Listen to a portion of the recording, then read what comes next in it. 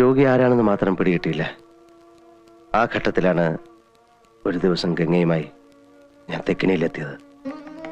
അവിടെ വെച്ച് ഗംഗയിൽ നിന്നും ഒരു പ്രത്യേക തരം സൈക്കിക് വൈബ്രേഷന്റെ അനുഭവം എനിക്ക് കിട്ടാൻ തുടങ്ങി. വേദനയോടെ ഞാൻ മനസ്സിലാക്കി, ഞാൻ അന്വേഷിച്ച് നടക്കുന്ന മാടമ്പിള്ളിയിലെ യഥാർത്ഥ മനോരോഗി എൻ്റെ അടുത്ത് നിൽക്കുന്ന ഗംഗയാണെന്ന്. ഗംഗയിൽ എന്തുകൊണ്ട്, എവിടെ വെച്ച്, എങ്ങനെ ഈ രോഗം ഉടലെടുത്തു? ഒരിക്കൽ നീയുമായിട്ടുള്ള വിവാഹാലോചന വരെ എത്തിയ ശ്രീദേവിയുടെ സാന്നിധ്യമാണോ ഗംഗയുടെ രോഗകാരണം? അതറിയാനാണ് അന്ന് ഞാൻ ശ്രീദേവിയും കൂട്ടി അമ്പലത്തിൽ പോകാൻ പറഞ്ഞത്.